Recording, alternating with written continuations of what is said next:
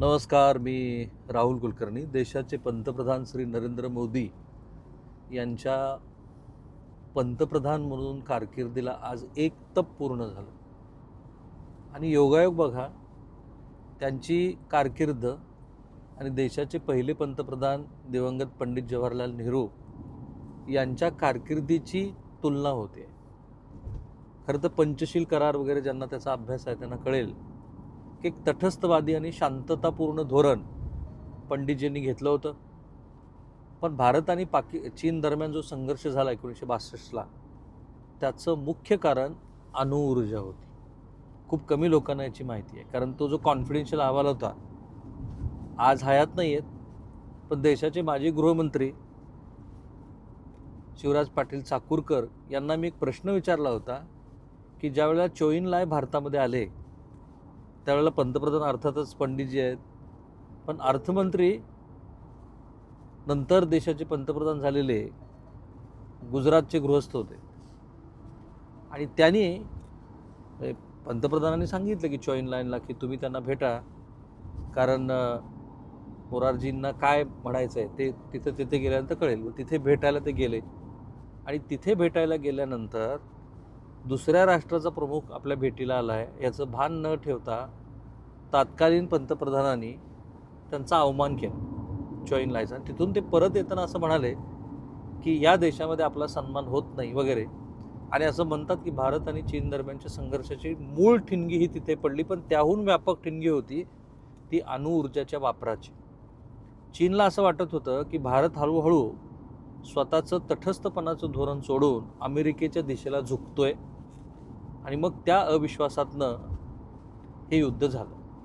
त्याचा संदर्भ आज काय येतोय मी तुम्हाला सांगतो. इंटरनॅशनल म्हणजे Stockholm International Peace Research Institute, जिला SIPRI असं म्हणतात, तो त्यांचा वार्षिक अहवाल सादर करत असतात. आणि अतिशय धक्कादायक असा अहवाल त्यांनी भारताच्या संदर्भामध्ये प्रस्तुत केला आहे.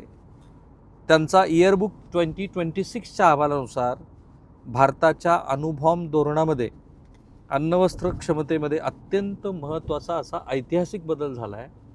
भारतानं चक्क आपले अणुबॉम्ब तैनात केलेले आहेत. किती तैनात केलेत तर SIPRIच्या ताज्या अहवालानुसार भारतानं इतिहासात पहिल्यांदाच शांततेच्या काळामध्ये 12 अण्वस्त्र न्यूक्लिअर वॉरहेड्स तैनात केली आहेत डिप्लॉईड स्टेटमध्ये. म्हणजे कुठल्याही क्षणाला हल्ला करण्याच्या स्थितीमध्ये भारत तयार आहे. हे ऐतिहासिकदृष्ट्या पहिल्यांदा घडलेलं आहे. त्यामुळंच हे धक्कादायक आहे. म्हणजेच थेट क्षेपणास्त्रावर किंवा ऑपरेशनल तळावरती ही आपली जी शस्त्र आहेत, अण्वस्त्र, ती तैनात आहेत. ज्यांना हिरोशिमा आणि नागासाकीचा इतिहासातला संदर्भ माहिती आहे, कारण मी इतिहास शिकलेलो आहे, तुम्ही पण इतिहास तुमच्यापैकी बरेच जण शिकले असतील. ज्या वेळेला दुसऱ्या महायुद्धाच्या शेवटी जपानला नमवण्यासाठी अमेरिकेनं अणुबॉम्ब टाकला आणि त्याच्यानंतर हिरोशिमा आणि नागासाकी हे अणुक्षमतेच्या संहारक क्षमतेचं एक मोठं असं स्मारक झालेलं आहे. त्याच्यानंतर जग कितीतरी पुढं निघून गेलं आहे आणि आज चक्क भारतानं 12 अणुबॉम्ब तैनात करून ठेवलेत. यापूर्वी भारत आपली अण्वस्त्र आणि ती डागणारी क्षेपणास्त्र सुरक्षितेच्या वेगवेगळ्या ठिकाणी साठवून, ज्याला स्टॉकपाईल्स आपण म्हणतो, ते ठेवत होते. परंतु भारतानं आपली सागरी अण्वस्त्र क्षमता, सबमरीन लॉन्च डेटरन्स मजबूत करण्यासाठी पाणबुड्यावरती काही अण्वस्त्र तैनात करण्यास सुरुवात केली आहे. भारताकडे एकूण अण्वस्त्रांची संख्या 2025मध्ये 180 वरून वाढून एकाच वर्षामध्ये 190 झाली आहे. हा संख्या तुम्हाला असं मोजताना कमी वाटेल, 180 ते 190. 10 अतिरिक्तच्या अणुबॉम्ब भारतानं बनवलेत. Can you imagine? Something is fishy happening there. भारतानं युद्धाच्या काळात आत्तापर्यंत एकही अणुबॉम्ब वापरलेला नाही. भारताकडे अण्वस्त्र केवळ शत्रूला धाक दाखवण्यासाठी, डेटरन्स आपण म्हणतो. पण भारतानं स्वतःच्या तंत्रज्ञान चाचणीसाठी 2 वेळेला अणुचाचण्या केलेल्या आहेत, न्यूक्लिअर टेस्ट. पहिली अणुचाचणी जी पोखरणला झाली, जिथं स्माइलिंग बुद्धा आपण म्हणतो. दुसरी अणुचाचणी 1998 साली झाली, त्याला ऑपरेशन शक्ती आपण म्हणतो. आणि त्या ऑपरेशन शक्तीच्या वेळेला आपण एक धोरण जाहीर केलं होतं. आज त्या धोरणाच्या बिलकुल वेगळी अशी भूमिका भारताची आहे. ते धोरण काय आहे ते मी तुम्हाला सांगणार आहे. अर्थातच तुम्ही चॅनल आतापर्यंत सबस्क्राईब केलंच असेल, नसेल तर करा. 2026च्या SIPRIच्या आकडेवारीनुसार जगातील अण्वस्त्रधारी देशांची संख्या आणि स्थिती बघा. रशिया नंबर 1चा देश आहे, त्याच्याकडे 5,500 अणुबॉम्ब आहेत. अमेरिकेकडे 5,000, चीनकडे 620, फ्रान्सकडे 290, युनायटेड किंगडम UK कडे 225, भारताकडे 190, पाकिस्तानकडे 170, इस्रायलकडे 90, उत्तर कोरियाकडे 50. आणि आता असं दिसतं आहे की भारतानं आपली पहिली अणुचाचणी 1974ला केली, दुसरी 1998ला केली. भारत जगातल्या 9 टॉप अण्वस्त्रधारी देशापैकी एक आहे, पाकिस्तानला मागं टाकून. कारण पाकिस्तान आपल्या पुढं गेला होता. पाकिस्तान 170 जेव्हा अणुबॉम्ब बनवले होते तेव्हा मला जेवढं आठवतं, कारण ऑपरेशन सिंदूरच्या वेळेला ह्या सगळ्या आकडेवारीचा आम्ही अभ्यास केला होता, त्यावेळेला ते 140 वगैरे होते. आता हा जो बदल आहे तो नीट लक्षात घ्या.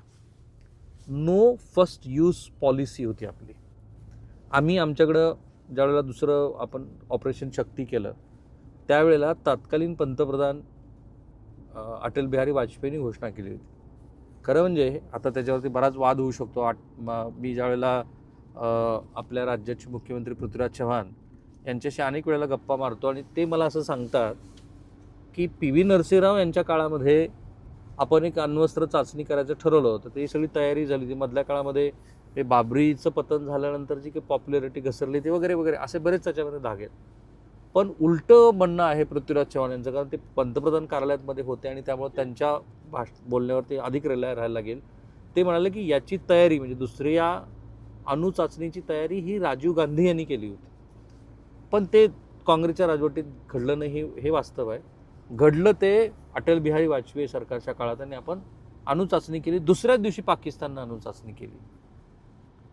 आता याच्यातला महत्त्वाचा फरक लक्षात घ्या, जे आत्ता घडले त्याच्यात आणि तेव्हाच्या ह्याच्यात पॉलिसीत काय फरक आहे. तेव्हा आपण काय म्हणलं होतं की जरी आम्ही अणुचाचणी करत असलो, कारण नंतर अमेरिकेसह अनेक देशांनी आपल्यावरती निर्बंध घातले. इंटरनॅशनल ॲटॉमिक एनर्जीनी सांगितलं की भारताला काही तुम्ही सप्लाय करायचा नाही, कारण आण्विक क्षमतेच्या दृष्टीनं हे जे काही घडलं. आणि नंतर जॉर्ज W. बुश यांच्या दुसऱ्या कार्यकाळामध्ये डॉक्टर मनमोहन सिंग सरकारच्या काळामध्ये आपण अमेरिकेबरोबरचा सिव्हिल सप्लायचा अणुकरार केला. तो महत्त्वाचा आहे, तो याच्याशी निगडीत आहे. तेव्हा असं ठरलं होतं, भारताने म्हटलं की तुम्ही आमच्यावरती निर्बंध लादताय पण आमची नो यूज पॉलिसी आहे. आम्ही केवळ वेगवेगळ्या क्षमता ते तुमचं बियाणं रेडिओ ॲक्टिव्ह करून त्यातला किडीचा भाग दूर करण्यापासून ते आण्विक ऊर्जा निर्मितीपर्यंत आम्ही सगळं त्या कारणासाठी वापरतोय. Ours is a policy, we not going to attack first. आम्ही पहिल्यांदा कुठल्याच देशावरती हल्ला करणार नाही.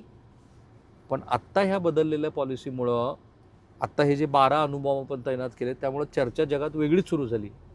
भारताला चीन आणि पाकिस्तानकडनं काहीतरी अनुचित धोका आहे का, की ज्या कारणामुळं भारतानं आपली आण्विक क्षमता सगळी तैनात ठेवली आहे.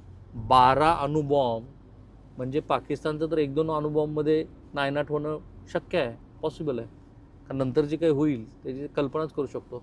पण हा धोका तर चीनला पण आहे आणि चीन अधूनमधून भारताच्या प्रगतीला अडथळा आणण्यासाठी आणि भारताला कमी लेखण्यासाठी सीमेवरती कुरघोड्या करण्याचा प्रयत्न करतच असतो.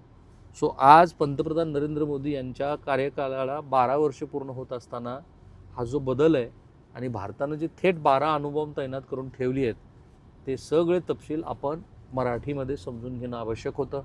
त्यातले मधले धागे दोरे पण समजून घेणं आवश्यक. बघा 26-27 वर्षाचं वाचन आणि अनेक वेगवेगळ्या युद्धप्रसंग कव्हर करणं किंवा दहशतवादी संघटनांचे हल्ले कव्हर करणं आणि त्या निमित्ताने आंतरराष्ट्रीय राजकारण समजून घेणं, त्याचा इथे आता उपयोग होतो आपल्याला. कारण हे समजून घ्यायला एक गोष्ट घडली की त्याच्या मागचे सगळे आंतरपदर लक्षात यायला लागतात, जे मी तुमच्यासमोर मांडत राहतो.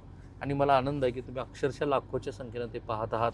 Thank you so much. 4,10,000च्या दिशेनं आम्ही चाललो आहे खूप काळात, कमी काळात, आणि जवळपास 4 कोटी लोक दर महिन्याला आम्हाला पाहत आहेत. आनंद आहे. थँक्यू.